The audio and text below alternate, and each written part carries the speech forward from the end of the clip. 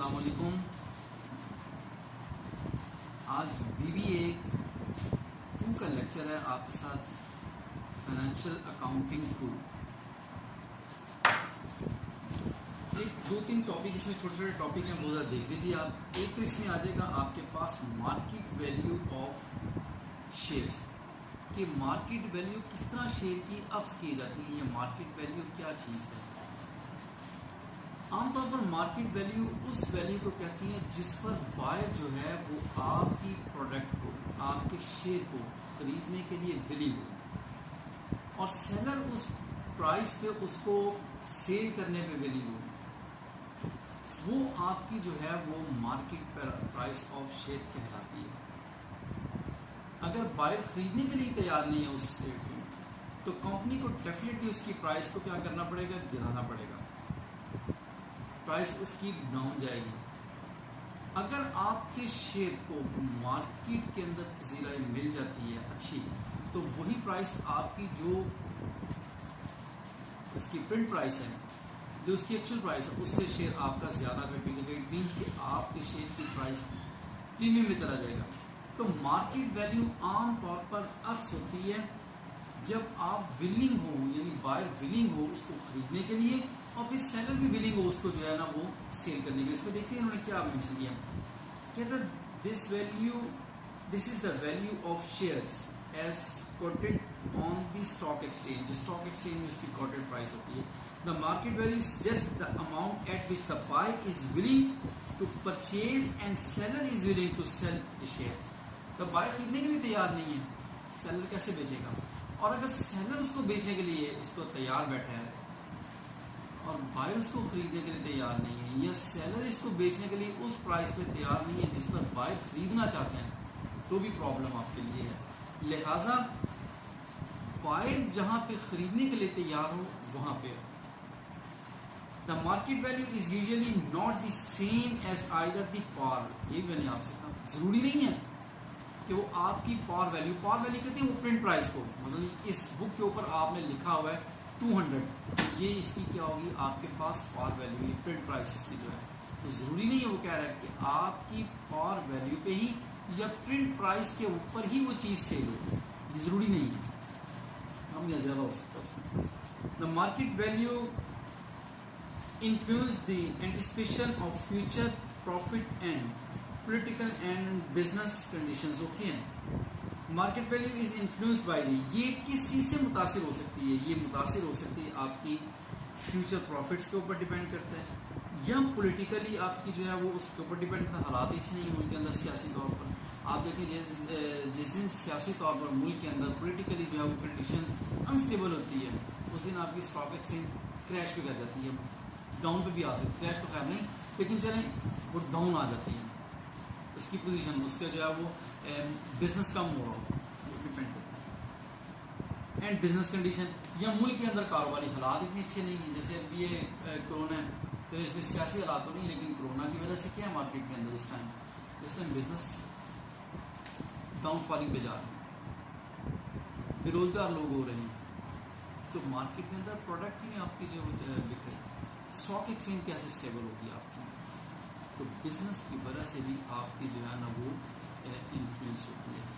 Company का profit इतना अच्छा नहीं है, कंपनी की इतनी अच्छी नहीं जा रही, कंपनी का ग्राफ जो है ना वो ज़बरदस्त नहीं है, चल रही है ओके, लोग उसका शेयर खरीदते हुए भी थोड़ा सा डरेंगे, हेजिटेट फील करेंगे, ये भी चीज़ें आप देखना। उसके बाद आ जाएगा आपके पास, आपका टॉपिक अब है शेयर कैपिटल भी हो गया था and share premium. Share capital क्या है, अब इसमें आपके पास मैंने आपको बताया था कि आप अथराइज कैपिटल, अगर नहीं किसी को पता वो नोट कर ले इसको। अथराइज कैपिटल किसको कहती हैं, द कैपिटल, अथराइज कैपिटल वो कैपिटल है जिससे कोई कंपनी जो है वो रजिस्टर होती है, मतलब रजिस्टर्ड कैपिटल अथराइज कैपिटल कहता है, जिससे किसी कंपनी को काम करने की अथॉरिटी मिलती है, मतलब वो रजिस्टर्ड कैपिटल है। और रजिस्टर्ड कैपिटल को आप क्या करती हैं, छोटे छोटे स्मॉल यूनिट में डिवाइड करती हैं। वो स्मॉल यूनिट आपके लिए क्या कहलाते हैं, वो आपके शेयर कहलाते हैं। मसलन रजिस्टर्ड कैपिटल जिससे कंपनी आपकी रजिस्टर्ड होगी, इतने कैपिटल से आप काम करेंगे, वही अथराइज है, उसकी अथॉरिटी मिली आपको। Authorise capital is divided into small units, that's are called, आपके क्या कहलाएंगे, वो शेयर्स कहलाएंगे आपके पास। अब शेयर जो उसकी मोड्स ऑफ इशुएंस है वो 3 है। एक तो आ जाएगा आपके पास एट पार पे, यानी जितने का शेयर है उतने का ही। फिर मैंने कहा था डिस्काउंट, अगर उसको असल प्राइस से कम पे सेल आउट किया जाए। और तीसरा उसका क्या है कि असल प्राइस से उसको ज़्यादा पे सेल आउट किया जाए, तो वो आ जाएगा आपके पास। उसके बाद आ जाएगा आपके पास असल से प्राइस से ज़्यादा पे होगा तो वो शेयर प्रीमियम कहला देगा। अगर असल प्राइस से ज़्यादा पे उसको सेल करते हैं तो वो शेयर प्रीमियम है उसका। यानी आपकी शेयर की प्राइस फर्स्ट करें 100 रुपये है, आप उसको 101 का बेच रहे हैं, 102 का, 110 का, 105 के, जितने का भी आप, बहरहाल आपका वो 100 से ज़्यादा है।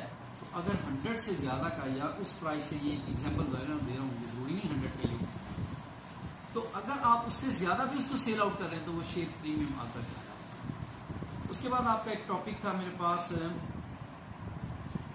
इशुएंस ऑफ शेयर आ जाएगा। इशुएंस ऑफ शेयर एक जो है वो एक जर्नल प्रोसेस है आपके पास, कि जब कंपनी कोई लॉन्च हो रही है तो वो पब्लिक को शेयर इशू करना चाह रही है।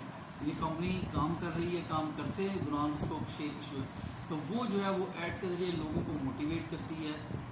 लोग जो है वो बैंक के ज़रिए उसको एप्लीकेशन सबमिट करेंगे, फॉर्म लेंगे, उसको सबमिट करेंगे। फॉर्म सबमिट करने के बाद कंपनी जो है वो उनके नाम, अगर कंपनी का जो भी प्रोसीजर है, कंपनी उनको जो है वो प्रोसीजर कंप्लीट करने के बाद उनको कॉल करती है कि आएँ आकर अपने जो है ना वो शेयर खरीदें। तो पैसा और एप्लीकेशन तो आपने ऑलरेडी जमा करवा दिया वहाँ बैंक में, बैंक से फॉर्म लिया, उस फॉर्म के ऊपर आपने जितनी क्वांटिटी की आपने शेयर परचेज करनी है वो क्वांटिटी आपने मेंशन की। क्वांटिटी मेंशन करने के बाद आपने जो है वो जमा करवा दिया आपने जितना आपका पैसा उसके साथ बनता है। उसके बाद आपने जो है ना वो कंपनी से शेयर परचेज करना। उसके बाद कंपनी प्रोसीजर उसके ऊपर जो भी अडॉप्ट करती है, प्रोसीजर अडॉप्ट करने के बाद कंपनी ने क्या करना है, सबसे पहला काम करना है कि आपको फिर कॉल करना है। आप बैंक में आपने पैसा जमा करवाया है, एप्लीकेशन सारी कंपनी में जाएंगी, कंपनी उन एप्लीकेशन के अगेंस्ट आपको शेयर इशू कर देगी। ये एक सिंपल सा था। उसके बाद अब जो है वो टॉपिक आपका जो है वो मैंने कंप्लीट किया हुआ आपके साथ। एलोकेशन ऑफ कैपिटल आ जाएगा, उसमें चेंज किया है। उसके बाद बोनस शेयर आ जाएगा। उसके बाद आपके पास कंपनी फाइनल अकाउंट क्या चीज़ है, प्रिपेयरिंग फाइनल अकाउंट, ये आज का आपका आज टॉपिक है आपके पास। ओके, उसके बाद आ जाएगा आपके पास फाइनल अकाउंट की तरफ मूव करते हैं। What is the mean of final account, किसे कहते हैं? आप लोगों में से अक्सर लोगों ने काम किया हुआ है कंपनी फाइनल अकाउंट के ऊपर। तो what is the mean of final account किसे कहते हैं? ये बच्चे आपको पता है फाइनल अकाउंट किसे कहते हैं? पता है आपको किसे कहते हैं? क्लास में आप सबसे आगे बैठे हैं।